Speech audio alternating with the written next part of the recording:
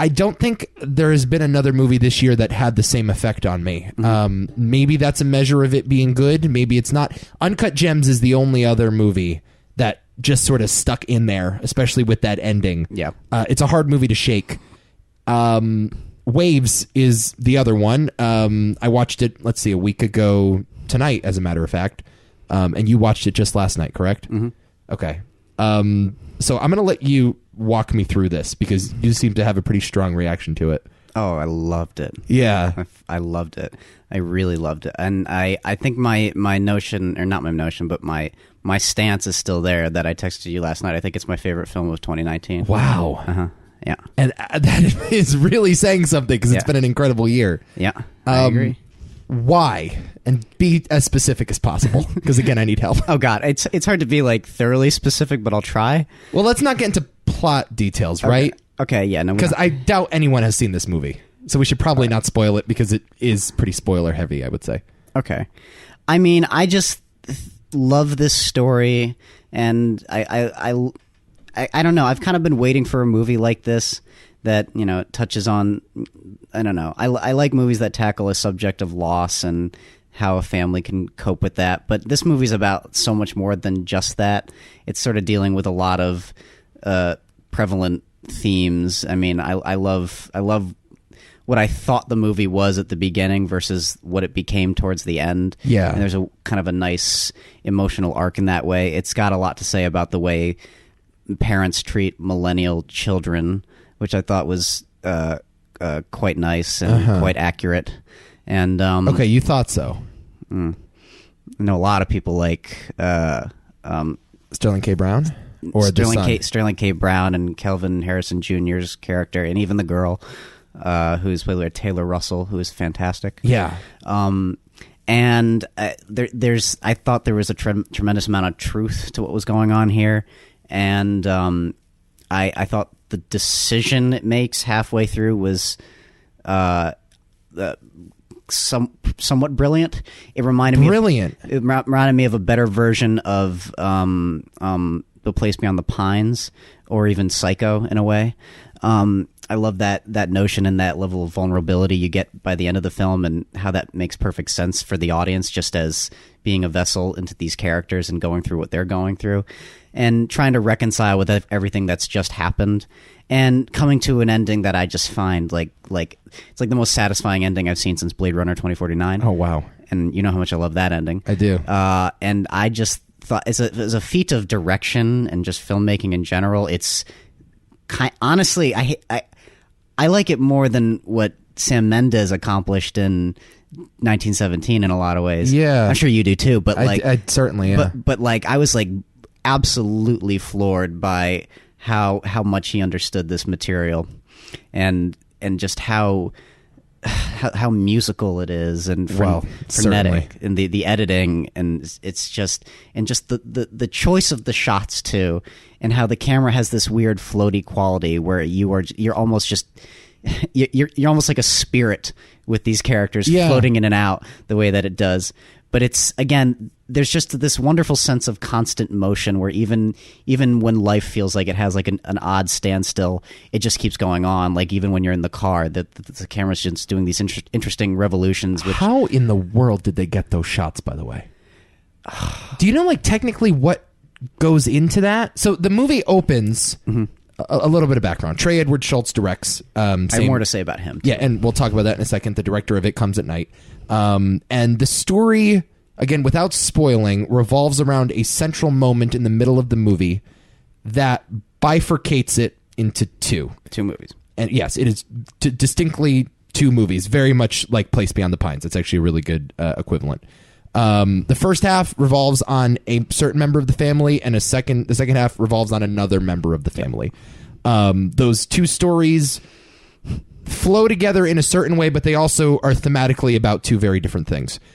It opens up with a shot of Tyler, our hero, and his girlfriend, Honey? Does he call her Honey or Honey Bun or something like that? Something like that, yeah. I always want to say Honey Bunny, like Pulp Fiction, but it's not. Angel, maybe. Yeah. Was her name like Gina or something? I don't remember. Yeah, I forget. Alexis is her name. Okay. And they're in a car, and they're driving down the Florida freeway. This movie is set in Florida. And right away, you're in this like heavily saturated, colorful world. And they're driving around, windows down, music blaring. It's this song by a group called Animal Collective called Florida Dada, which is like an incredible song that I've been listening to on a loop for the last 7 days. And the camera is situated in between the two of them in the driver's seat and the passenger seat.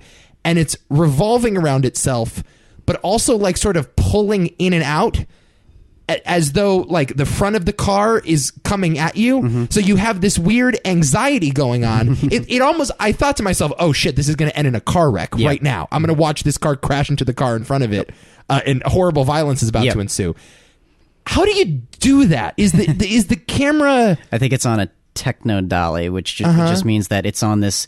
It's this complicated man-made rig where you put it on like an electronic dolly track, and it just kind of dollies back and forth while and also spinning around, which you can control the camera.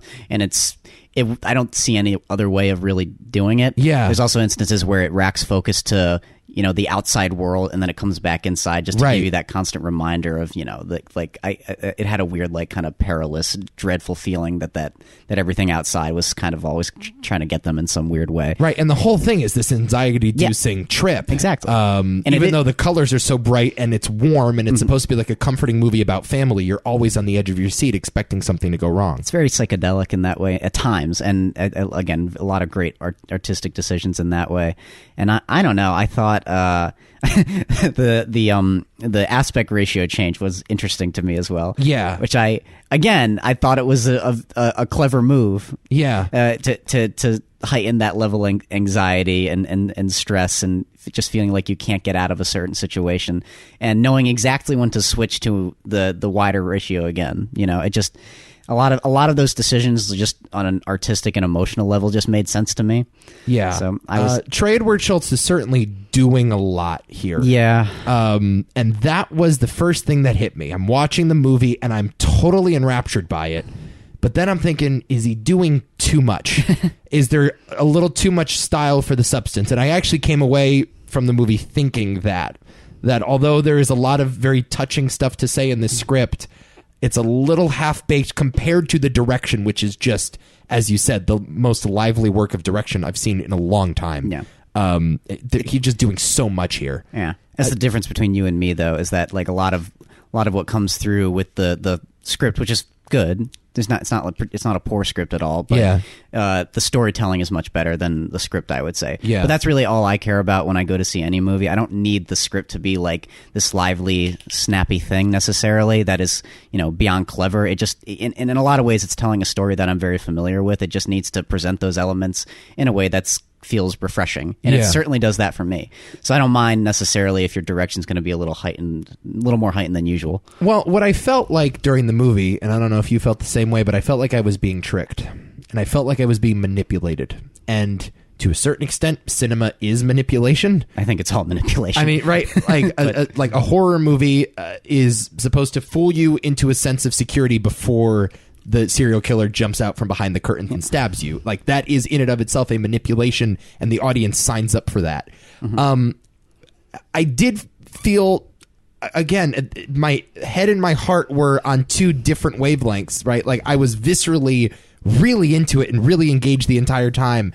And then I started thinking about it a little more, and I thought, has the movie really interrogated these themes in the way that I wanted them to, or in a way is satisfying to me? And I'll admit, it's been a week and I'm still not quite sure. What I do know is that the movie hasn't gone away.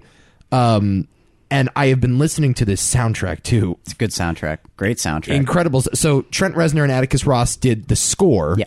And they always just hit the ball out of the park with that.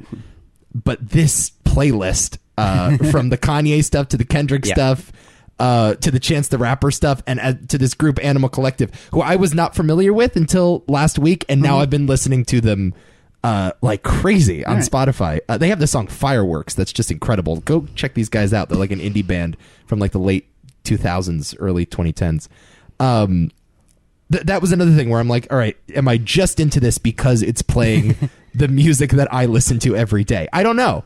I mean, I'm going to give you extra credit when you have a Life of Pablo album poster hanging up on your wall and you're playing I Am a God from Yeezus. You're literally playing music from Yeezus in your film's climax. Like, I'm going to give you extra credit for that. Didn't make any difference to me, and I still loved it. Yeah, the soundtrack is just fucking amazing. It's also I love the notion that the movie's sequel exists inside the film itself. That's that's kind of an interesting idea because it is literally two stories. Yeah, and I love the notion. I love the confidence of Schultz to be like, this is the ending of this story, but in order to properly complement it and finish it emotionally for me, I need to also tell this story. Right, which is so ambitious and so different, and it's not something that I saw at all out of last year. And I just love the fact that he was willing to do that, and the fact that he pulled it off as well as he did, in my opinion. Yeah, I agree with you. But then we have this climax, and you describe it as brilliant. And look, I'm not going to dispute you on that. Just to say that I was really torn by it. I was really, really torn by it. First of all, didn't really hit me in the way that I wanted it to hit me. Which part? The moment, the aspect ratio change, when that happened. I think, look, Trey Edward Schultz wanted me to feel something in that moment, and I kind of felt it, but then I also kind of felt like, fuck you, movie. Like, no. This feels exploitative and manipulative, and not in the way that I want it to. Okay. And I'll be honest, I thought that, for example, the scene between Sterling K. Brown and his daughter while they're fishing, or the scene between Lucas Hedges and his father in the hospital room, like all that stuff was a much more satisfying emotional climax. That made me cry. Yeah. Oh, that stuff is really intense. This one kind of just felt like, oh, you didn't see that coming. I'm going to shock you and not really say so much about society in the way that they had to set themselves up to say something.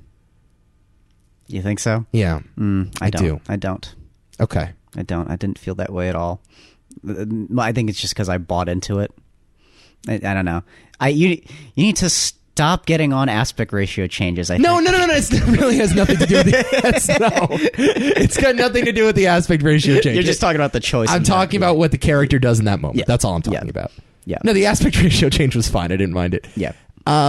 It's meant to illustrate a point of like eruption for a character like this, which is something, again, it's like, I don't know. I don't know. I've seen stuff like that happen to a lot of people. And no, you haven't. Yeah, I haven't seen anybody die. But don't spoil the movie. But yeah. I've seen that happen. So no, and by the way, I have too. And a lot of that stuff rang true until that one moment. And I'll tell you what. And this was a criticism that I saw going into the movie that I rejected. This idea that Trey Edward Schultz is a white filmmaker who's making a movie about the disintegration of a black family and how that experience should be conveyed by a black filmmaker only. It actually made it a little better that he was able to tell the story, even though he's not, black. But it wasn't really about specifically a black family. That was more incident. Okay, so that's what I thought, right? And so I heard that criticism and I thought, oh, well, that makes it sound like black people should only make movies about black people and white people should only make movies about white people, and that certainly doesn't sound right. Like, I don't think we should be segregating filmmaking. I think, like, a white person can tell a story about a black person and vice versa as long as they approach it with empathy, right? But then I saw the movie, and it actually made more sense to me because that's not actually what they were saying. What specifically they were saying was a moment happens here that looks and smells a lot like cliche and looks and smells a lot like a stereotype about black men. And he kind of hit that point home with a sledgehammer and not with a pickaxe. And I think there is something a little messy about that, how that was handled, because he's playing around with tropes here. And I understand like what he's trying to say, but the where the story goes, I've seen that in movies before. Yeah.